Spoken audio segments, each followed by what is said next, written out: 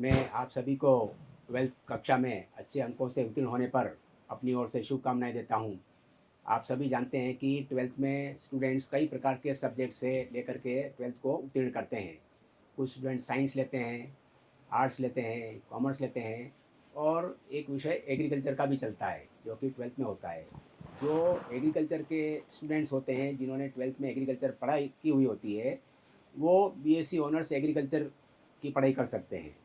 आप जानते हैं कि बीएससी ऑनर्स एग्रीकल्चर करने के लिए राजस्थान में जेट जॉइंट एंट्रेंस टेस्ट की परीक्षा होती है, जो कि इस साल होने वाली है। और यह जो है राजस्थान सरकार की एक यूनिवर्सिटी के द्वारा कराई जाती है। इसमें जो भी स्टूडेंट्स जेट के माध्यम से बीएससी ऑनर्स एग्रीकल्चर का पाठ्यक्रम लेते हैं, उसमें आगे बढ़ने के लिए विपुल संभावनाएं हैं। आप जानते हैं कि एग्रीकल्चर में सरकार की वैकेंसीज निकलती है, जिसमें राज्य सरकार भी आती है और केंद्र सरकार भी आती है। राज्य सरकार के रूप में हम देखते हैं तो एग्रीकल्चर सुपरवाइज़र की वैकेंसी निकलती है, डबल एओ की निकलती है। कोई पीजी कर लेता है तो एओ के लिए एलिजिबल हो जाता है। इसी प्रकार से डबल एआरओ की वैकेंसी निकलती है, एआरओ की वैकेंसी निकलती है। इसी प्रकार से सीड ऑफिसर्स की वैकेंसी निकलती है। इसी प्रकार से कोई पीजी कर लेता है, यूजी करने के बाद पीजी कर लेता है और आगे रिसर्च में जाना चाहता है, तो उसके नए रास्ते खुल जाते हैं। उसमें नेट भी होती है और साथ साथ में जितनी भी स्टेट एग्रीकल्चर यूनिवर्सिटीज़ हैं और आईसीआर की इंस्टीट्यूशंस हैं, वहाँ पर भी रिसर्च के रूप में जो है कैंडिडेट्स जा सकते हैं। तो इसके साथ साथ आप जानते हैं कि एग्रीकल्चर बहुत बड़ा क्षेत्र है, बहुत बड़ा क्षेत्र है, जिसमें कि कई सब्जेक्ट्स में पीजी होती है और बीएससी ऑनर्स एक बेसिक कोर्स होता है, जिसको करने के बाद कैंडिडेट पब्लिक सेक्टर बैंक्स में ऑफिसर्स बन सकते हैं। इसके साथ साथ में जितनी भी यूनिवर्सिटीज़ हैं और यूनिवर्सिटीज़ में रिसर्च के साथ साथ टीचिंग में भी जा सकते हैं, जिसमें कि असिस्टेंट प्रोफेसर्स के रूप में उनकी नियुक्ति होती है। और आप जानते हैं कि एग्रीकल्चर वास्ट सब्जेक्ट्स होने के कारण से इसमें सीड काम में आता है, फर्टिलाइज़र काम में आता है, पेस्टिसाइड्स काम में आते हैं, एग्रीकल्चर इम्प्लीमेंट्स काम में आते हैं। तो इन सब को बनाने वाली बड़ी बड़ी कंपनियों में एग्रीकल्चर ऑफिसर्स की ज़रूरत पड़ती है और वहाँ पर जो बीएससी ऑनर्स किए हुए स्टूडेंट्स होते हैं, वही वहाँ पर काम पर लग सकते हैं। इसके साथ साथ आप जानते हैं कि हम जो खाते हैं, खाद्यान्न खाते हैं, दूध से बनी हुई चीज़ें काम में लेते हैं, दलहन से बनी हुई चीज़ें काम में लेते हैं, तिलहन से बनी हुई चीज़ें काम में लेते हैं, साथ साथ में कैश क्रॉप्स होती है, सीड स्पाइसेस होते हैं, फ्रूट्स होते हैं, वेजिटेबल्स होती है। तो एग्रीकल्चर में कई प्रकार के वैल्यू ऐड करके प्रोडक्ट्स बनते हैं और कई प्रकार की बड़ी बड़ी कंपनियां, जिसको मल्टीनेशनल्स कंपनीज कहते हैं, वो इस एरिया में काम करती है और वहाँ पर उन अच्छे कैंडिडेट्स की ज़रूरत पड़ती है, जो कि एग्रीकल्चर पे अच्छे जानकार हों, फ्रूट्स के अच्छे जानकार हों, ऑयल सीड्स के अच्छे जानकार हों। साथ साथ में सीड अच्छा कैसे बनाया जाता है, उसमें रिसर्च करने वालों की उनको ज़रूरत पड़ती है।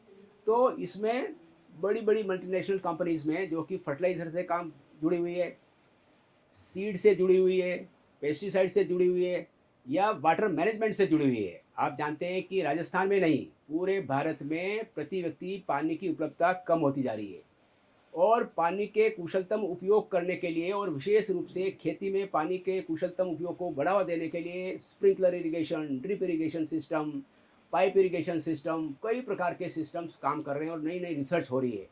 और उसमें रिसर्च करने के लिए और कस्टमर्स को जो किसान होते हैं, वहाँ तक पहुँच बढ़ाने के लिए अच्छे एग्रीकल्चर इंजीनियर्स की ज़रूरत पड़ती है। अच्छे एग्रीकल्चर के सब्जेक्ट को जानने वालों की ज़रूरत पड़ती है। तो वो तब बन सकते हैं जबकि उन्होंने बीएससी ऑनर्स एग्रीकल्चर किया हुआ हो। और हम जानते हैं कि देखो, हर छोटे-छोटे गाँव में आपको सीड की दुकान मिलेगी, फर्टिलाइज़र की दुकान मिलेगी, पेस्टिसाइड्स की दुकान मिलेगी, एग्रीकल्चर इम्प्लीमेंट्स की दुकान मिलेगी। तो उसको प्राप्त करने के लिए, लाइसेंस प्राप्त करने के लिए बीएससी ऑनर्स एग्रीकल्चर किया हुआ कोई स्टूडेंट्स होता है, तो उसको ये लाइसेंस आसानी से कृषि विभाग से प्राप्त हो जाता है और अपनी दुकान चला के अपनी आजीविका को अच्छी तरह से चला सकता है।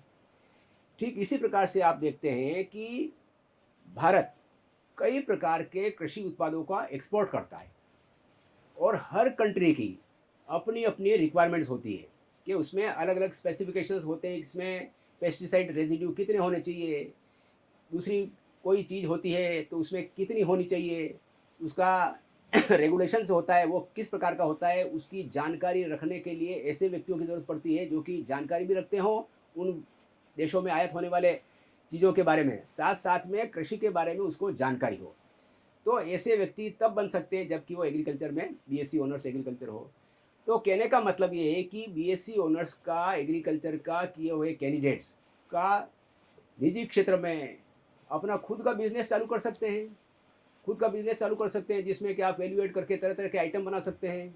आज देखो कि तरह तरह की बीमारियां बढ़ रही है। तरह तरह की बीमारियां बढ़ने के कारण से तरह तरह के उत्पाद, कृषि उत्पाद या दवाइयों के उत्पाद जो कि कृषि से उपज होते हैं, कृषि में पैदा होते हैं, उनको कैसे बना करके लोगों को उपलब्ध कराया जा सकता है। तो कहने का मतलब ये है कि बीएससी ऑनर्स एग्रीकल्चर का स्कोप बहुत वास्ट है और पूरे भारत में एग्रीकल्चर सब्जेक्ट्स पढ़ाने वाले कॉलेजेस और यूनिवर्सिटीज़ कम हैं। मैं राजस्थान सरकार में एग्रीकल्चर का डायरेक्टर रह चुका हूँ। साथ साथ में managing director Rajasthan state seed corporation रह चुका हूँ। साथ साथ में director Rajasthan state seed agency होती है जो कि सीड सर्टिफिकेशन का काम करती है, उसका भी मैं डायरेक्टर रह चुका हूँ। और डायरेक्टर हॉर्टिकल्चर भी रह चुका हूँ। और MD Rajasthan state warehousing corporation भी रह चुका हूँ। एमडी तिलम संघ भी रह चुका हूँ। तो कई प्रकार के कृषि से रिलेटेड पदों पर काम करने के कारण से मैं आपको ये आश्वस्त करना चाहता हूँ कि हम बीएससी ऑनर्स के साथ साथ स्टूडेंट्स को सरकार की जितनी भी नौकरियां निकलती है कृषि से संबंधित, उनको हम फर्स्ट जैसे ही पढ़ाते हैं और स्टूडेंट्स को कम से कम समय में ऐसा तैयार करते हैं कि 4 साल के बाद स्टूडेंट्स कोई भी कम्पिटिटिव एग्जाम दे जो कि कृषि से संबंधित हो, चाहे एग्रीकल्चर सुपरवाइजर से संबंधित हो या AAO का हो, तो वो फर्स्ट अटेम्प्ट में ही स्टूडेंट उसको पार कर सके। तो मैं आपको बहुत बहुत शुभकामनाएं देता हूं कि आपने कृषि से 12th पास की है और आप जेट का एग्ज़ाम देने जा रहे हैं। तो निश्चित रूप से मैं आपसे आपके उज्जवल भविष्य की कामना करता हूं। थैंक यू, धन्यवाद।